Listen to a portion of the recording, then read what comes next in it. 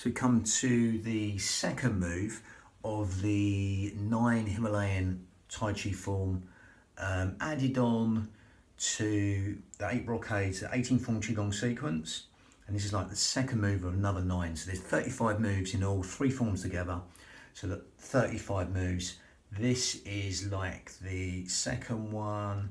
So that would be, this would be like the 28th move of the whole 35. Again, you can do these segmentally, or you can do them in the order I've put the 35 in brackets and then the actual number of the move. But again, it doesn't matter. You can do these segmentally on their own or in order. It doesn't really matter. Don't get too caught up this traditional forms like that. It's movement at the end of the day. And again, no one governs motion. This has got to be like this, etc. So step out the box there. Don't get too caught up in that. It's just movement. If it makes you feel good, great. If you get the benefits, great. If you don't, leave it. It's just mind candy. So with this, we're not going down the traditional form, the route. Generally, they're linked to organs within the forms, which they're linked to. Meridians, electromagnetic rivers, nadis, whatever you want to call them. Then meridians are linked to different organs. I've done them in other tapes, other videos, should I say. But again, I'm not going down that route. I'm going down the Pilates route, the yogic route, and the hypnotic response by extending the out breath. But I'll get to that. And again, I'm just not spending long on the motions. Can you pick the motion up quite easy? I've gone into more depth with the motions on other tapes, videos. But again, that's why you can do these singly, because I'm spending a lot of time on the breath, the most important bit. So nature's rule, not mine, to find our balance with the breath. So with this, we're going to go straight in with the breathing. Unlike the traditional form, breathing the belly like a balloon, we do the Pilates setup. We zip up pelvic floor, scoop out the abdominals. If you want to know where their muscles are and get some awareness before you start, get the thumbs together and go from the hip, and they will meet these thumbs. And that just tells you where the B line is, the bikini line, the belt line, maybe you want to call that. And from that line, our corset muscle links on 3 layers deep, which is all segmentally stabilizing our spine. So from here, if you get them 2 thumbs going from hip to hip, that B line, bikini line, belt line, them muscles, the corset muscle 3 layers deep, joins on like cling film to our pelvic floor. Okay, and they go together, them muscles. Again, if you get that B line and cough, you'll find they go together. Okay, just give you a bit of awareness of where the muscles are. They go together anyway. You can't do one without the other, but we're going to go through it segmentally. We're going to do that now. We're going to zip up pelvic floor and scoop out the abdominals and take your navel towards your spine. And as you do that, we're going to breathe in through the nose and exhale through pursed lips for as long as you like. Okay, and just let go with the out breath. Not being too overconscious, just simply zipping up pelvic floor, scooping out your abdominals.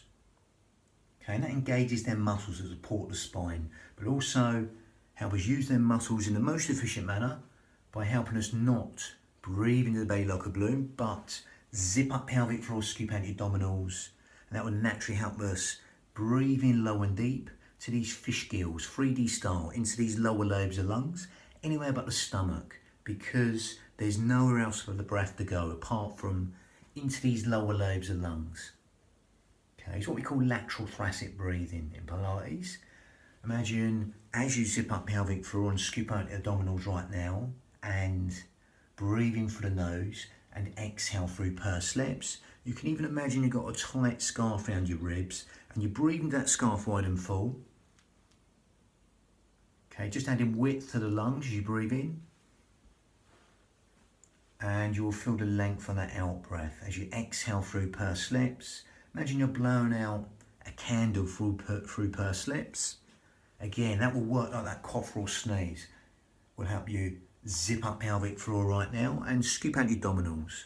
Now as you breathe in through the nose and exhale through pursed lips, we come from that traditional specific Pilates breath to close the mouth and go in and out through the nose.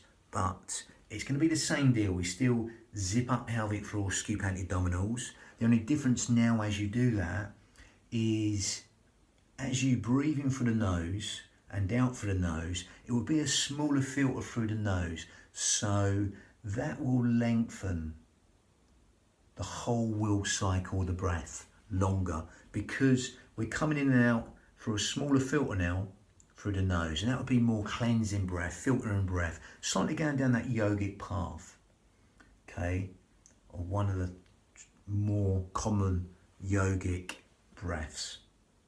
Okay, now again, you can stick with that or go slightly down the hypnotic path by elongate the out breath longer than the in breath. If you do that in some yogas, elongate the out breath longer than the in breath, especially in hypnotherapy, as we breathe in and then we take our mind to that out breath and lengthen that out breath longer than the in breath, a bit like 7-11 breathing in hypnotherapy, or it could be 5 and 10 when not that we're counting.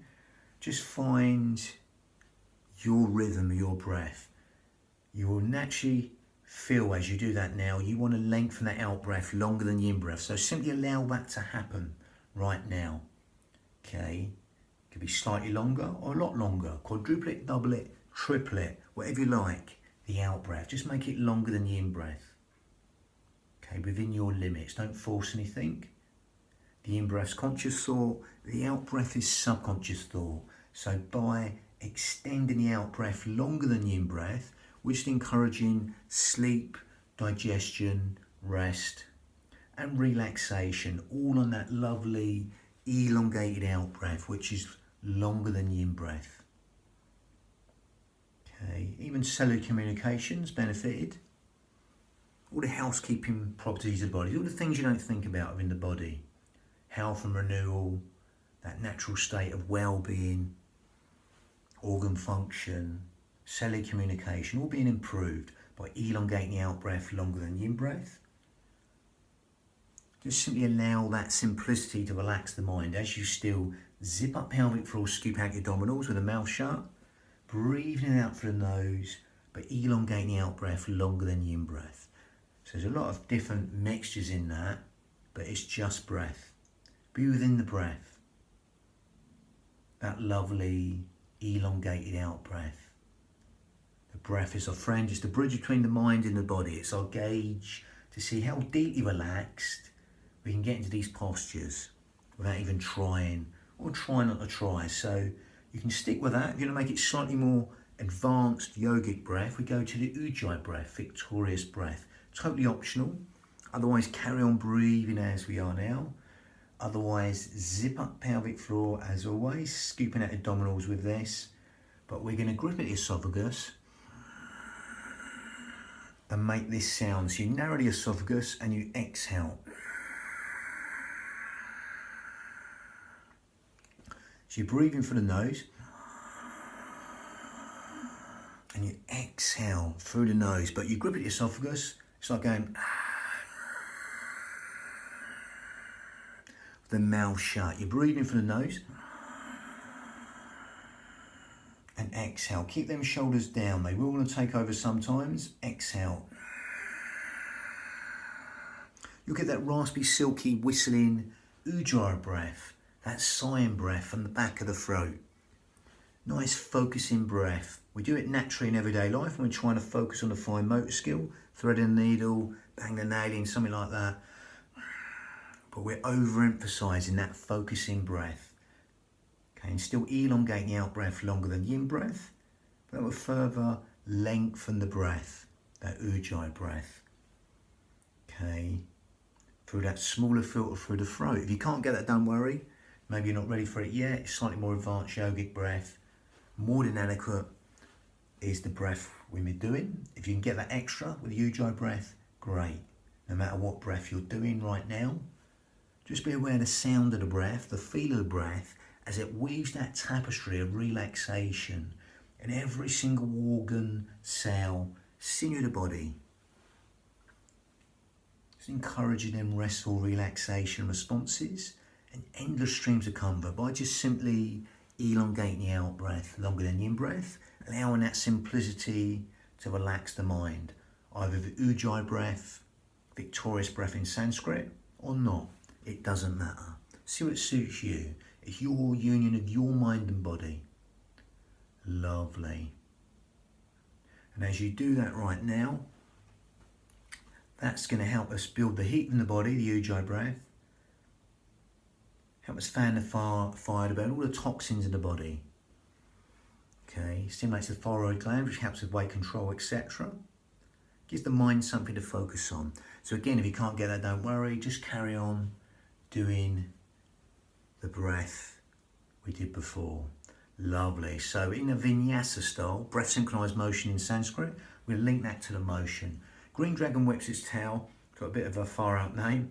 Again, they believe it's to help the heart and the pericardium, but it will help every organ. It's just a basic motion. Now again, generally within the traditional form, you like this, you focus on the little finger, the heart meridian, and you're just coming round twice, and then you're just throwing the hands to the sides. As with all of these body systems, you can go in as deep as you like. You're going to go down deeper, you can go deeper, or stay up high. Now again, you're just going to breathe in, it's like a sharper in-breath.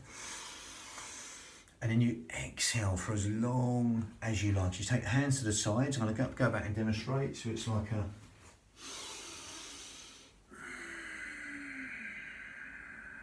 Really elongate that part longer. Then you breathe in sharper.